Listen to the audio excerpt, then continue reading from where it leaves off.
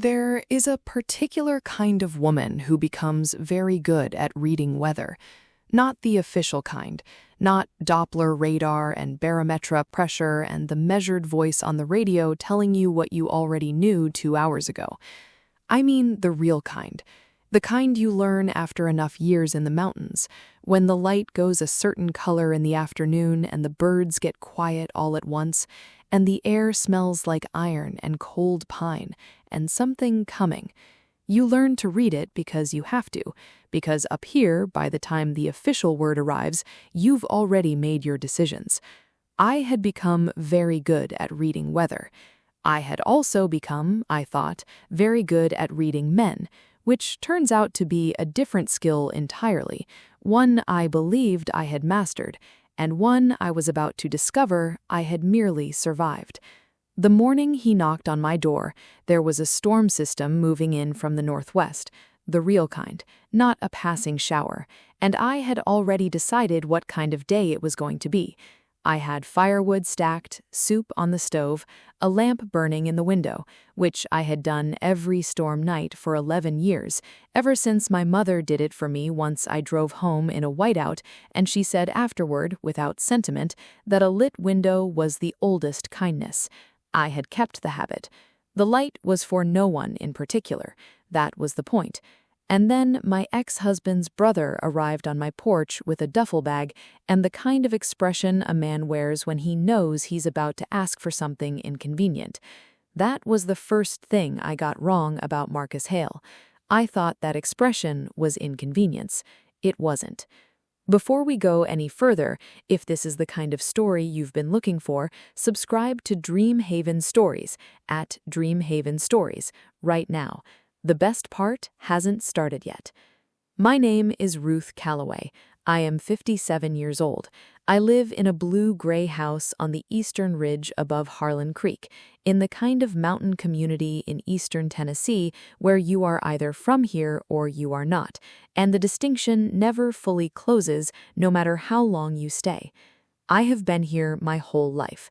I was born here, married here, and widowed here, though widowed is the wrong word for what happened. Daniel Calloway did not die. He simply became, over 8 years, a person I did not recognize. And when he left for the woman in Knoxville who thought he was someone better, I grieved it the way you grieve a person who is still walking around, which is to say thoroughly and without ceremony, and for longer than you expect. That was 11 years ago. I am a weaver, have been since my 30s when my mother's mother taught me on a loom that now lives in my back room and takes up approximately the same space as a small horse. I make things, blankets, table runners, the occasional commissioned wall piece for people in Asheville or Nashville who want something handmade and mean it. My work is slow. You cannot rush a loom. You put in the threads, you build the pattern, you understand that the finished thing will be a consequence of every choice you made along the way, including the ones that seemed minor at the time. I have been told this is a metaphor for my life. I find that observation both accurate and unnecessary. I have a friend named Connie who calls every Sunday and asks if I am eating enough vegetables, not because she doubts my nutrition, but because she needs an entry point, and we both have accepted this. I have a wood stove that requires coaxing in November and a truck that starts reliably except on the coldest mornings, which the truck seems to consider a reasonable position. I have my work. I have the ridge. I have a porch with 2 chairs on it, one of which I use and one of which simply exists, and I have stopped thinking about that. The thing I told myself I no longer needed was surprise. I had reorganized my life around certainty, what I could count on, what I could predict, what would be there in the morning. It had worked out reasonably well. Then, my ex-husband called in September to say his younger brother was taking a position at the county hospital, the new emergency medicine doctor they'd been trying to recruit for 3 years, and asked with the particular tone of a man who knows he has no standing to ask anything, whether I might keep an eye out for him. Marcus didn't know the area. Marcus didn't know anyone. I said I would wave if I saw him at the feed store. Daniel seemed to feel this was less than he'd hoped for. I felt it was approximately correct. What I did not know, what I could not have predicted, though I am very good at weather, was that Marcus Hale was going to be renting the Benson cabin a quarter-mile down the ridge from me, and that I would therefore see a great deal more of him than a wave. If you're watching this and it's hitting close to home, drop a heart in the comments. You're not alone in this. Now, back to her story. He arrived on a Thursday in late October.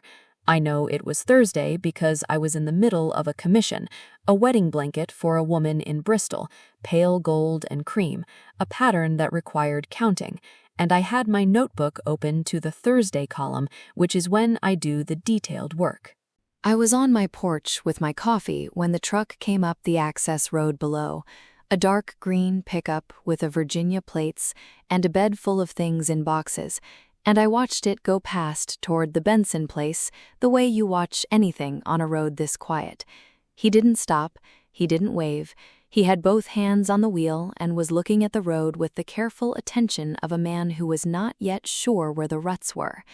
That was the first thing I noticed about Marcus Hale, that he was paying attention to the road. I went back inside. He came by 3 days later, a Sunday.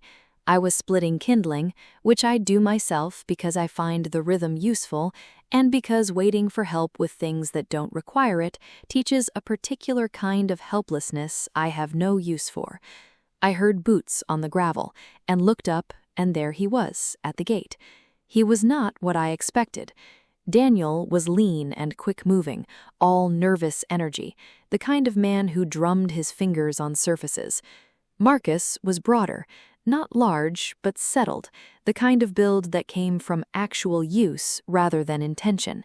His hair was dark, going gray at the temples in a way that looked less like aging and more like weather. He had a beard that was not quite a beard, more like a decision he was in the middle of making. He was carrying a jar of something. "I'm Marcus," he said. "I'm staying at the Benson place. I brought apple butter. I don't know why people do that, but someone told me it was the thing to do." I looked at the jar. "Who told you?" "Woman at the hardware store. That's Connie. She tells everyone that. She makes it herself and runs out by November."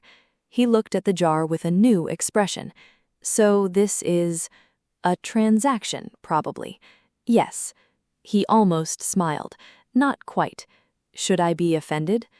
"Connie likes you or she'd have sent you somewhere else. I'd take it as a compliment and eat the apple butter." He set the jar on the fence post. "Okay, I'm Marcus." "I know who you are," I said. "I'm Ruth." He didn't say anything about Daniel. I appreciated that more than I could account for right then. "You split your own wood," he said. It wasn't a question. "Every November," I said. He looked at the pile. Then he looked at the maul in my hand. He did not offer to help. He just looked at it the way a person looks at a thing they are cataloging. "I'll let you get back to it," he said. He left. I went back to the kindling. I told myself I noticed him because he left the gate open on his way out. This was not entirely true. He came back the following Tuesday with a question about the well. The Benson place had an old hand-dug well with a newer electric pump, and the pump was making a sound it apparently shouldn't. He had already looked it up. He had looked a number of things up, I would learn. He was a researcher by instinct. But the county well registry said the original well was dug in 1947 and had been relined once, and he wanted to know if I knew anything about the lining. I did. My father had helped with it in 1983. I told him who to call. He wrote it down in a small notebook he kept in his shirt pocket. Not a phone, a notebook, with a pen clipped to it. The notebook was not new. I noticed the notebook. I cataloged it and said nothing. He said thank you and left, and did not try to extend the conversation. 2 weeks in, I understood that this was just how he operated. He came when he had a reason. He left when the reason was resolved. He simply did what he'd come to do and went home. It was, I thought, an extremely efficient way of being a person. It was also, I thought later, a very effective one. The third week of November, he came by on a Saturday morning with a question about firewood suppliers, and I told him about the Greer operation down on Route 7 and sent him with my name, which would get him a better price, and he thanked me and said he'd been stocking up because someone at the hospital had mentioned the storms in December up here were different from what he'd known in Virginia. Different how? I said. Longer, he said, and less sympathetic. I looked at him. Who said that? Dr. Abernathy. Dr. Abernathy had practiced in Harlan Creek for 34 years and had the bedside manner of a fence post, but he was not wrong about the weather. He's not wrong. Are you worried about them? I considered this. No, I said. I read them well. He looked at me for a moment. How do you learn that? Time, I said, and paying attention to the wrong predictions until you stop trusting them. He was quiet. He looked at the northwest ridge where the trees had gone the color of old bone. Something moved in his jaw. Not distress, recognition. Right, he said, quietly. Yeah. He left soon after. I went inside and stood at the kitchen window for a moment longer than the conversation required, looking at the tree line, and did not examine why. The first real storm of December came on a Friday. I had watched it building for 2 days. The light had gone flat and white by Wednesday, the birds had cleared out Thursday morning, and by Friday at noon, the temperature had dropped 12 degrees in 4 hours, which in the mountains means you are no longer in negotiation with the weather. You are simply in it. I had my wood in. My soup was on, a white bean and kale thing that had been going since Wednesday, which by Friday had reached the stage of deep, considered complexity that only happens when you stop hurrying it. The lamp was in the window, I had my loom, my coffee, and a blanket over my legs, and I was thinking about the Bristol Commission and whether the gold I had ordered was going to read warm enough under winter light. The knock came at 4:30. I opened the door, and there was Marcus Hale on my porch with a duffel bag over one shoulder and snow in his hair and the look of a man who had made one decision he was certain of and one he was less sure about. "My heat went out," he said. "I've called the repair service. They say tomorrow morning at the earliest. The temperature in there is already—" He stopped. "I don't want to be dramatic about it." "It's going to be 14 degrees tonight," I said. "Yes." I looked at him. The snow was picking up behind him. The access road was already going white. "I told my ex's brother, stay here, storm's too bad," I said, and then realized exactly who I was talking to and exactly what I had just said. He looked at me, steadily. "Okay," he said. "I have a couch. That's fine. And conditions. Of course. You keep the fire going if it dies in the night. I sleep through alarms." Something moved at the corner of his mouth. "Deal." I stepped back from the door. He came inside, and the cold came with him briefly, and then the door closed, and the house was warm again, and he stood in my entryway with his duffel bag looking at the loom in the back room. "Is that—" "A loom? Yes. It's enormous." "It is." "What are you making?" "A wedding blanket." He looked at it for a moment. "For whom?" "A woman in Bristol who asked for pale gold. She's getting married in March." He was quiet, looking at the loom, and then he said, very quietly, "That's a kind thing to make someone." I turned toward the kitchen. "Soup's on the stove. You can put your bag in the hall." I did not say anything about what I had felt when he said that. There was nothing to say. A thing had moved slightly behind my sternum, and I picked up the ladle and became interested in the soup. Right in the middle of things, which is exactly where she is, too. If Dreamhaven Stories is new to you, subscribe before this ends.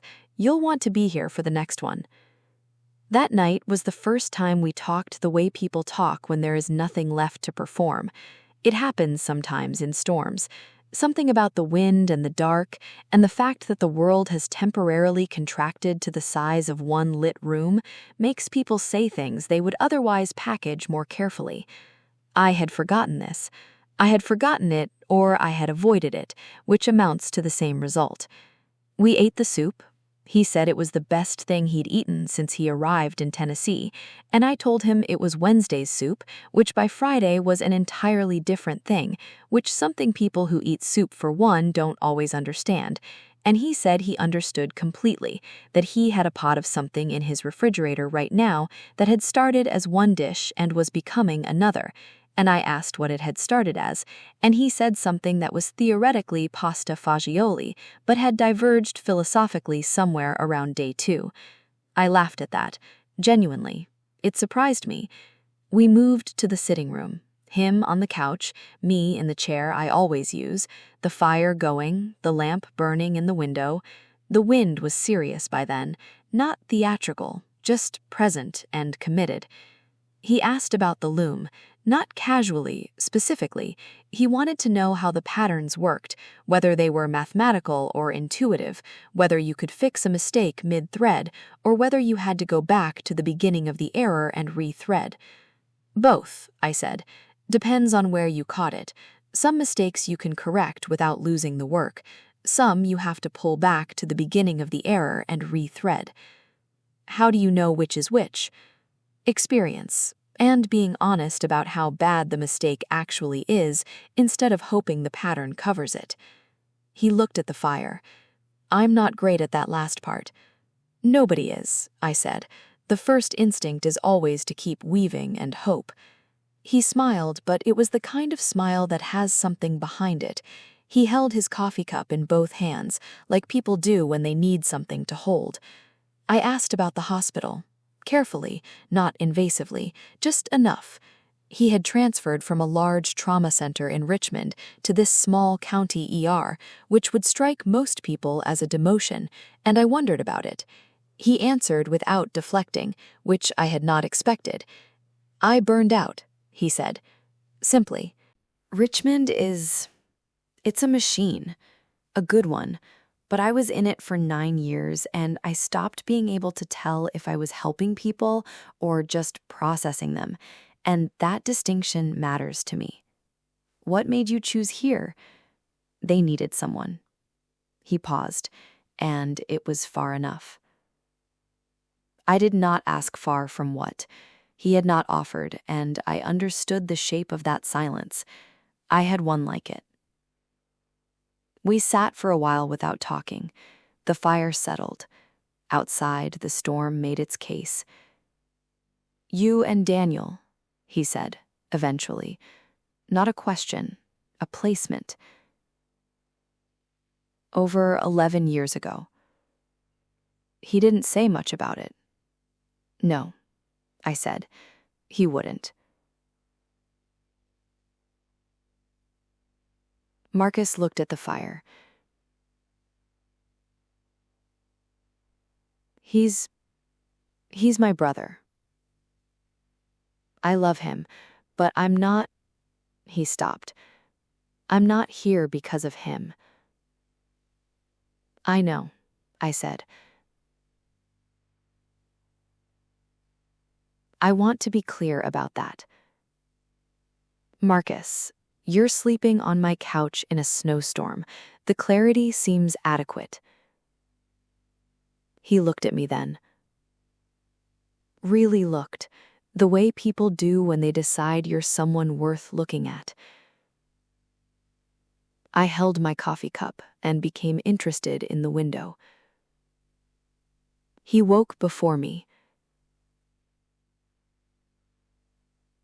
I came downstairs at 6:15 to find the fire built back up, which had died sometime around 3, which I had noted dimly and turned over from, and coffee made, and him sitting at the kitchen table with his notebook open, writing something in it.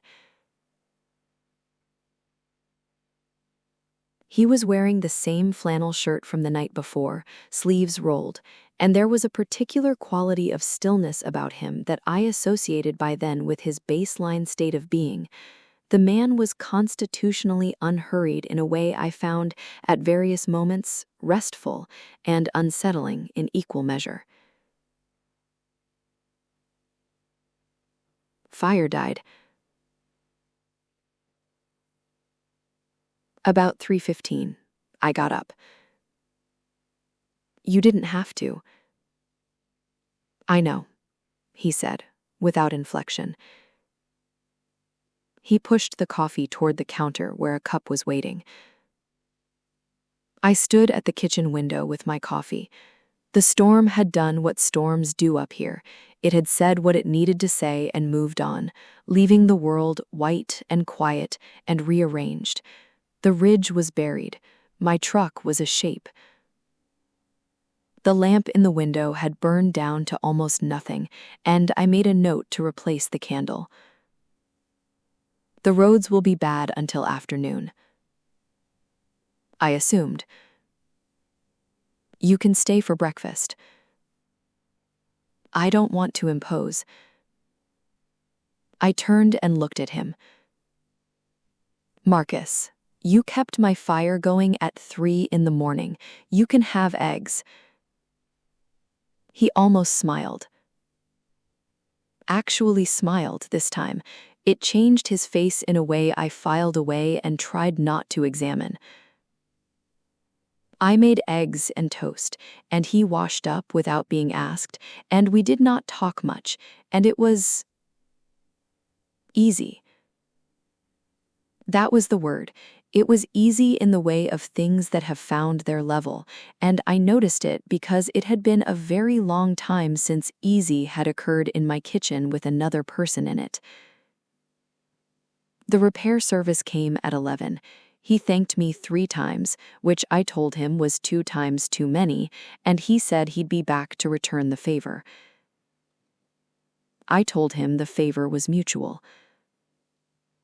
He picked up his duffel bag and walked out into the white and walked down the ridge road towards the Benson place, and I watched him go from the porch without meaning to, and then went inside and stood at the loom for a long time without threading anything. Mostly. He came back that Tuesday with the intention of returning the soup pot I had sent him home with, which I had genuinely forgotten about. He stayed for an hour. We talked about the hospital, a difficult case he couldn't describe in detail, but that had been sitting on him. I talked about the Bristol Commission and whether the buyer would accept a slightly deeper gold than originally specified because the thread I'd ordered had come in richer than the sample. He asked to see it. I showed him the loom, the work in progress, the pattern in my notebook.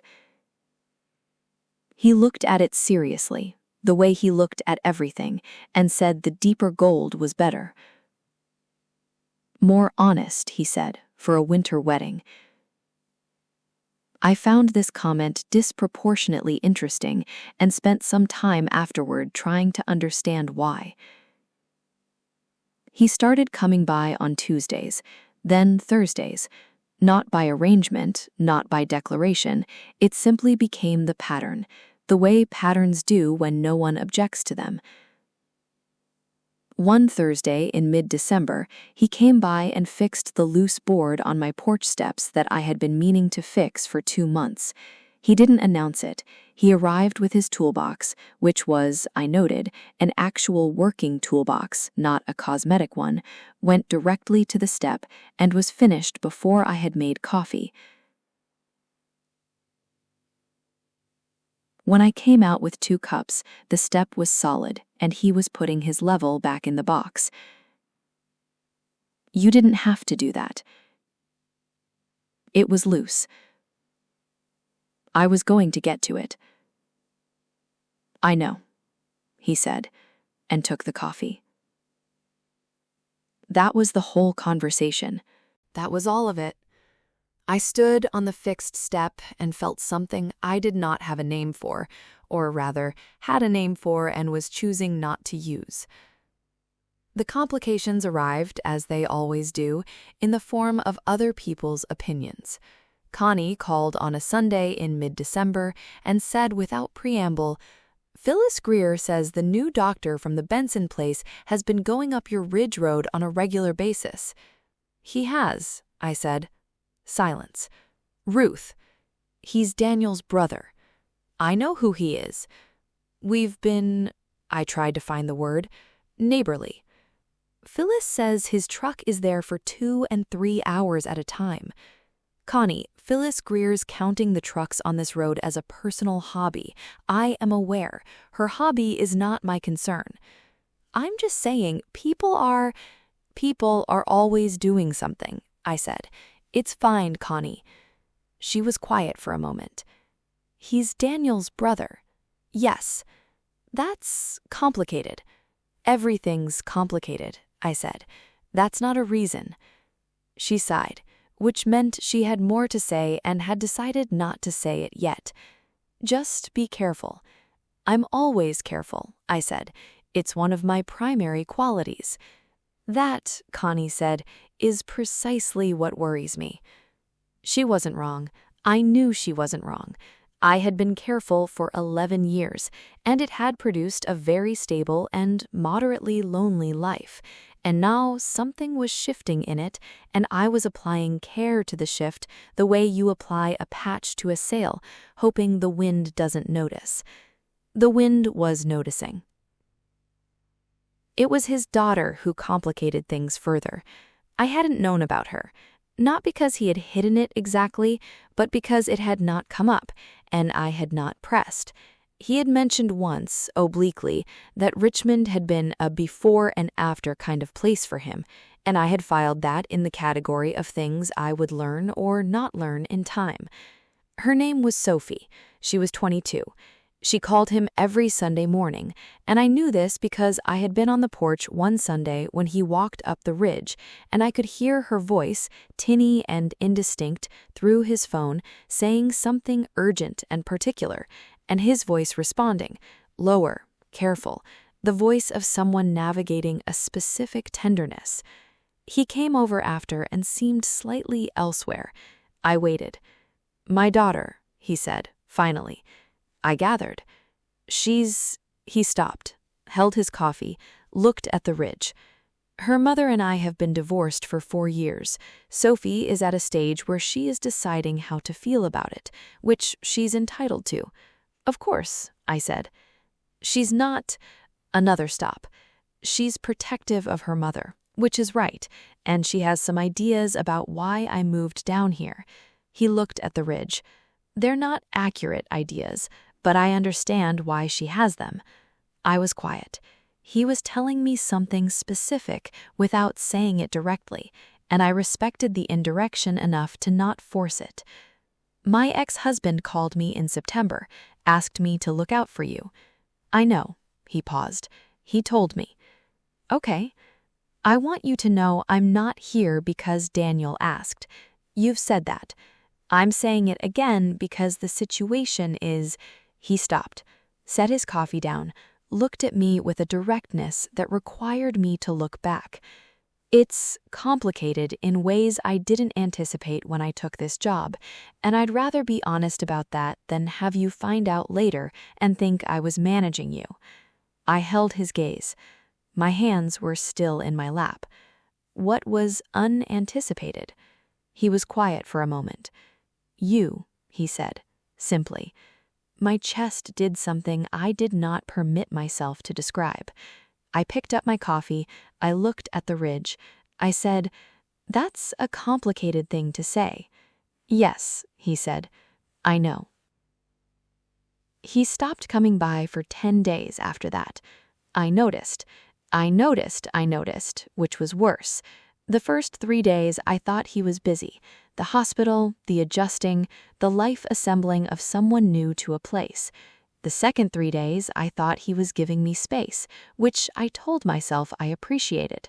By day 7, I was standing at the loom and counting the threads and understanding with the particular clarity of a woman who has been weaving patterns long enough to recognize them, that I had been waiting for his truck on the ridge road, that I had been listening for it, that the second chair on my porch, the one that simply existed, had not simply existed since some time in November. I sat with that for 3 days and tried to feel sensible about it. I did not succeed. He came back on a Thursday, Of course, it was a Thursday, with a bag of coffee from a place in Knoxville he said he'd been told was worth the drive, and the information that his heat had gone out again, which was apparently the Benson place's single most distinguished architectural feature. I looked at him in the doorway. Is the heat actually out, or is that a reason? He looked at me for a moment, not guiltily, steadily. Both, he said. Good. I stepped back from the door. We did not address what he had said, for another 2 weeks.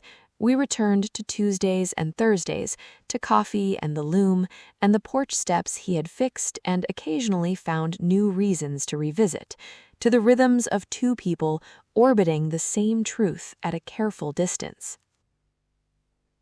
He told me about Sophie in pieces. She had visited in early December for a weekend and had not, by his account, formed a warm impression of eastern Tennessee, which he delivered with a dry precision that suggested this was an understatement. The county hospital had not impressed her. The Ridge Road had not impressed her.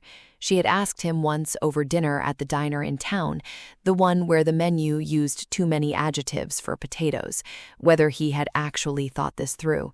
He said he had told her yes. She had said it looked like a person starting over after damage. He said he had told her that was more or less accurate, and that he considered it a reasonable response to damage. She had not agreed, but she had listened. That, he said, was something. I asked what the damage was. He was quiet for a long time. The fire was going. My lamp was in the window. The loom was behind us, the Bristol blanket finished now and folded and waiting to be shipped, replaced by the beginning of something new, a commission from a woman in Knoxville, dark blue and cream, for a house she was moving into alone. I was a good doctor for a long time, he said, and then I was a good doctor who was also a checked-out husband and an absent father, and by the time I noticed, it had been going on for years. My wife, my ex-wife, she didn't leave because something dramatic happened. She left because nothing was happening. That's harder to defend against. He said this looking at the fire, not performing it, just placing it on the table. I'm not telling you this to explain myself, he said. I'm telling you because you deserve to know what your... He stopped, corrected.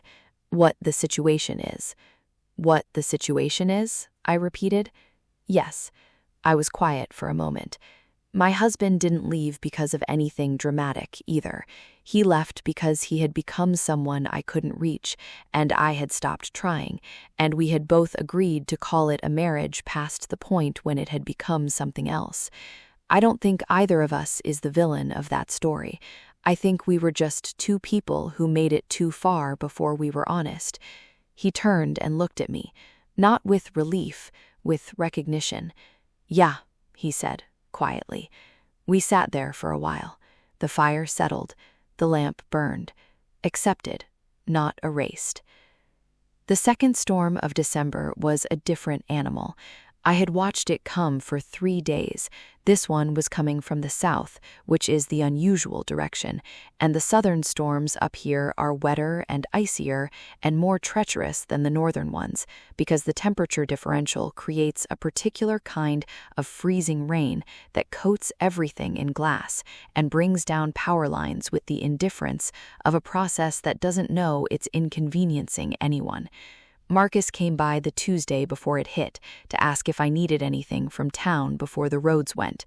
He had started doing this, appearing before storms with the practical question about supplies, without discussing it, without framing it, simply folding it into the rhythm of being a neighbor. I had started leaving the porch light on evenings I expected him, and I had not discussed that either. We had a great deal we were not discussing. I'm fine, I said. I'm always stocked. I know. I'm asking anyway. I looked at him. Cedar for the fire. I'm running low. I'll bring some tomorrow. You don't... Ruth. His voice was even. I'll bring some tomorrow. Tired, rain-washed, present. He brought it Wednesday morning, stacked it on the porch without knocking. I heard him from inside, the methodical sound of wood being placed, and by Wednesday afternoon the freezing rain had started, and by Wednesday evening the power was out on the whole ridge. He knocked at 7. "Power's out," he said when I opened the door. I noticed. "I have a generator. It's running, but—" "Come in," I said. He came in. He set his bag down. He looked at my lamp in the window, still burning. I had switched to a battery lantern when the power went, and he said nothing about it, but his eyes stayed on it for a moment longer than necessary. She was right. I absolutely had. I had been leaving that light on for him, for longer than I had admitted. That night, after dinner, after the fire had settled and the ice was making sounds on the roof like the patient insistence of something that had time on its side, I said the thing I had been building towards since November. "I want to say something," I said. He looked at me from the couch, waiting. "I have been alone for 11 years, I said. "I built a very specific life. I am good at it. I am not lonely in the dramatic sense. I have work I love and people who matter and a place I understand. But there is a particular kind of aloneness that doesn't respond to any of those things, and I had decided that was simply the cost of the life I was living, and I had made my peace with it." He did not move. "And then you showed up with apple butter and fixed my porch step without being asked and kept my fire going at 3 in the morning and looked at my loom like it was worth looking at, and I need you to understand that none of that is a small thing to me." He was very still. His hands were folded. He was looking at me with the same quality of attention he gave to things that mattered. "I'm not asking you for anything," I said. I stopped, found the honest version. "I'm saying that something has changed in this house since October, and I notice it, and I am choosing to stop pretending I don't."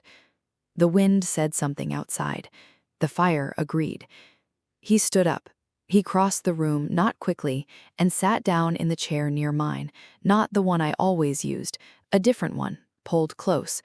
He leaned forward with his elbows on his knees, and he looked at me and he said, very quietly, "I drove past your house the first week I was here, and the light was on in your window, and something about it—" He stopped. "I don't know. It looked like a place where someone was still living on purpose." I held my coffee cup. "I'm not a simple situation," he said. "Sophie, my history, the fact that your ex-husband is my brother, which is legitimately strange," I said. "Legitimately strange," he agreed, "and I have no idea what I'm doing in terms of the right way to—" "Neither do I," said. He looked at me. "That doesn't worry you?" "It worries me considerably," I said. "I'm doing it anyway." He was quiet, and then he reached over and covered my hand on the arm of the chair, just briefly, just a moment, not a declaration, just a recognition. And then he sat back and we both looked at the fire. Not nervous, still.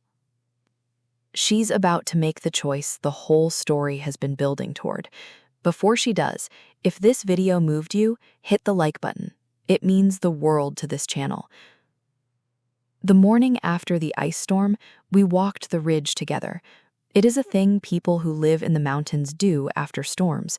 You go out to see what the world has become. The power lines were down on the lower road. 3 trees had come across the fence line at the Greer property. Our breath came in white clouds, and our boots crunched on the surface, and it was very cold and very quiet. He walked beside me. He did not reach for my hand. He was simply there, in the particular way he had been simply there since October, present and unhurried, and attending to the same things I was attending to. At the top of the East Ridge, where you can see the valley and, on clear days, the second ridge beyond it, I stopped. "I've stood here probably 600 times," I said. "Is it different?" I looked at it. The ice in the trees, the white valley, the road below, thin and glazed, my house from above, the lamp still visible in the window, even in daylight, or what I thought I was visible, what I believed I could see from up here, which was perhaps its own kind of thing. "Yes," I said. He looked at where I was looking. He understood, I think, that I was not talking about the ice. "Ruth," he said. I turned toward him. He put his hand on my face, one hand along my jaw, the kind of touch that asks a question, and he looked at me for one moment, and then he kissed me, briefly and deliberately, and the cold air was all around us, and the ice in the trees, and somewhere below a crow called once, like a comment. I put my hand on his chest, kept it there. We stood at the top of the ridge for a long time after that, looking at the valley, and he did not say anything about what it meant, and neither did I, because we were both the kind of people who understood that meaning accumulates over time and does not require announcement. Sophie visited in February. This was her idea, which Marcus told me with careful neutrality that I understood to mean he was trying to prepare me without prejudicing me. I said I would meet her if that seemed useful and stay out of the way if it didn't, and he said he appreciated that, and we left it there. She came on a Friday afternoon, and I saw Marcus's truck go past on the Ridge Road, and I stayed inside with the loom and the blue and cream commission and my own business. On Saturday morning, I heard footsteps on the porch steps, the ones he'd fixed, and a knock, and opened the door to find a young woman with her father's dark hair and her own face entirely watchful, and not unfriendly, and carefully composed. "I'm Sophie," she said. "I know," I said. "I'm Ruth. Come in if you'd like." She came in. She looked at the loom immediately, the way he had, and I thought, like father, like daughter, they are both catalogers. She asked what it was. I told her. She asked how it worked. I showed her, walked her through one pass, and she was serious about it, the way young people sometimes are when they encounter something that turns out to be more complicated than it looked. We had coffee. She asked about weaving. She asked about the mountain, the community, the winters. She did not ask about her father, and I did not volunteer, and by the time she left an hour later, something had shifted slightly in her expression. Not warm exactly, but open. At the door she paused. She said, "He seems better here than he was." "He seems well to me," I said. She looked at me for a moment. "He talks about your loom," she said. "He talks about it like—" She stopped. "Like it means something to him, that you do work that takes that much long and that much care." My hands were still at my sides. "He's a careful person," I said. "He recognizes it in others." She nodded, went down the steps, turned back once. She stopped. "This is still weird, the Daniel thing. I'm just being honest." "It's legitimately strange," I said. "You're allowed to think so." She almost smiled. She had his almost smile. "Okay," she said. "Yeah." She left. I went inside and stood at the loom and put my hands on the threads and said nothing to anyone. Really looked. By spring, there were 2 coffee cups that spent more time together than apart. He still had the Benson place. Neither of us had made declarations about the other, but the texture of things had changed in the way of things that have found their shape. He was learning the mountain.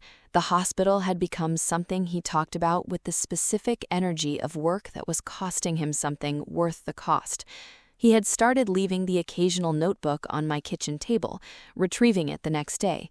I had started leaving the porch light on every night, not waiting, something else. Daniel called in March. I let it go to voicemail, which I had not done before. I listened to it later. "Just checking in," he said, "just making sure everything was okay." He did not mention Marcus. I did not return the call for 3 days, and when I did, I was brief and civil and honest in the limited way that is available to people who have a complicated history and have found an appropriate distance from it. Afterward, I told Marcus about the call, not the content, just that it had happened. He was quiet for a moment. "Are you okay?" "Yes," I said. "I just wanted you to know I'd handled it." He looked at me. "You didn't need my permission." "I know," I said. "I'm telling you because you're the person I tell things to now. That's different from permission. He was still for a moment. Then he nodded. Once. Good. The Bristol blanket arrived at its destination in March, 2 days before the wedding. The buyer sent me a photograph, the blanket draped over a chair in a room full of flowers, the gold reading exactly as warm as he'd said it would be. She said it was perfect. She said she couldn't imagine the ceremony without it. I looked at the photograph for a long time. I had put that pattern together thread by thread, counting each one, correcting the places where I had gone wrong, and chosen to go back rather than hope the pattern covered it. And it had become something that would be in the room when she stood up in front of everyone she loved and chose. Marcus was on the porch when I came outside. He had a coffee. He was looking at the ridge, which had gone green in the way of April mountains, that particular new green that is almost aggressive in its insistence on being noticed. Buyer loved the blanket, I said. He turned. The gold red, right? You were correct. He smiled, fully. The full version of the smile that he'd been producing in halves since October, and which, at full capacity, did something specific to my chest that I had by now entirely stopped pretending wasn't happening. I sat down in my chair. He sat in his now. That was what it had become. And we drank our coffee and looked at the ridge, and the new green, and the sky going pale gold above the second ridge. And the lamp was in the window behind us, turned off in the daylight, but there. Still there. I was wrong, I said. About what? I had decided that nothing surprising was going to happen to me again. I paused. I had decided that in what I believed was the best possible way. He was quiet. He turned his coffee cup in his hands. Were you wrong about the best possible way part, or just the nothing surprising part? I looked at him, at the face I now knew, the exact angle of his jaw, the way his eyes went still when he was thinking, the gray at his temples that was more pronounced in morning light, the notebook in his shirt pocket, the hands that had done real work and kept my fire going at 3 a.m, and fixed the loose board on my steps before I'd thought to ask. Both, I said. He looked at me. I looked at him. Not empty, full. There is a particular kind of quiet that comes after you stop being afraid of something, not the quiet of having resolved everything. Some things stayed complicated. Daniel, Sophie's careful warming, the strangeness of the shape of it all. Not the quiet of certainty. Something else. The quiet of a person who has stopped bracing. I had come to think of it, eventually, as mine. 6 months after the ice storm, the Benson place had a for rent sign on the access road. A notebook lived permanently in my kitchen table. There were 2 coffee cups in the cabinet, and a third one that had appeared in his truck sometime in March, and nobody discussed it because it didn't require discussing. The lamp burns in the window. The habit is the same. The reason has changed.